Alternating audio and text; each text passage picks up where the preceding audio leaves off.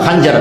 حج سے واپس آ رہے تھے تو ایک جگہ آرام کے لیے لیٹے, کہنے لگے اللہم کبر سنی ورق عظمی وانتشرت رعیتی فاقبضنی الیک. میرے رب میں بوڑھا ہو گیا ہوں, ہڈیاں کمزور ہو گئی ہیں, حکومت چلانے کی ہمت نہیں ہے, مجھے اپنے پاس واپس بلا لے. پہنچے ہیں اور 27 ذوالحج کو خنجر لگا ہے, 29 کو جان گئی اور یکم محرم کو قبر میں چلے گئے.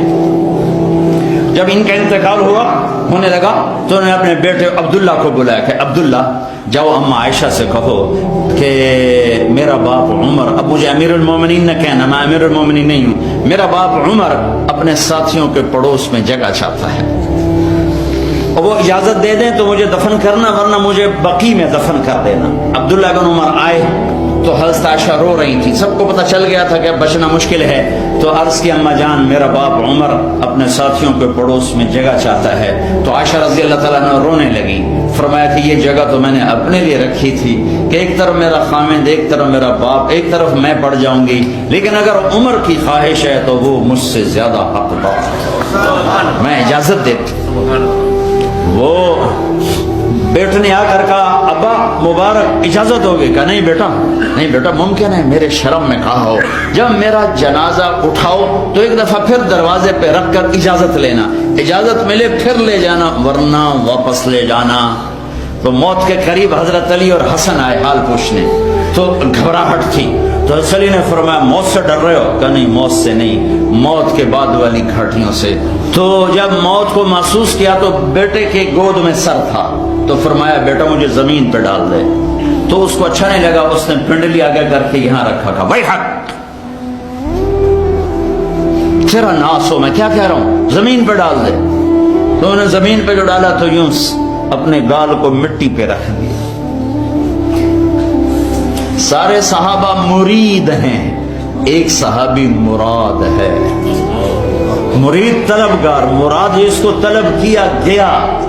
آپ نے کسی کو نہیں اللہ سے مانگا سوائے عمر کے, اے اللہ 2 عمر میں سے ایک دے دے, یا بن ہشام دے دے یا بن خطاب دے دے, اور مجھ سے پوچھتا ہے تو میں ابن خطاب مانگتا ہوں. آپ نے جمعہ کی رات جمعرات کی رات کو یہ دعا مانگی اور جمعرات کو عمر کلمہ پڑھ گئے.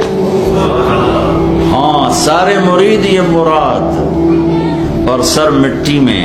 میدان عرفات میں میرے نبی نے فرمایا میرا اللہ میرے تمام صحابہ کو دیکھ کے خوش ہو رہا ہے, اور عمر پہ خاص طور پہ خوش ہو رہا ہے. تو سر رکھا مٹی میں, قویل لک یا عمر ان لم یغفر لک ربک, اے عمر تیرے رب نے تجھے معاف نہ کیا تو تو ہلاک ہو گیا. جس کے لیے جنت تیار ہے وہ ڈر رہا ہے, مجھے تو پتہ نہیں میرے ساتھ کیا ہونے والا ہے, کیا پتھر دل ہیں, نہ جنت کے شوق ہے نہ جہنم کے خوف. اور یہی کہتے کہتے جان نکل گئی.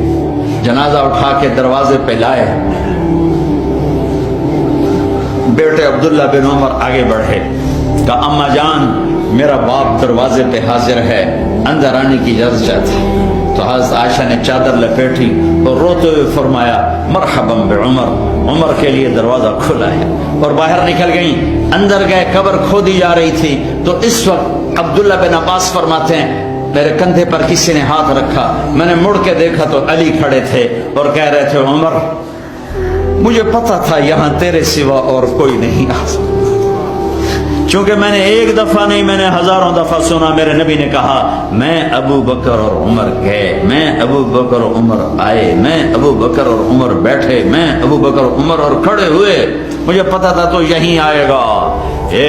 اما عائشہ کو یہ سعادت ہے کہ ان کے حجرے میں کائنات کے سب سردار آرام فرما رہے ہیں, اور دائیں بائیں ابو بکر اور عمر آرام فرما رہے ہیں.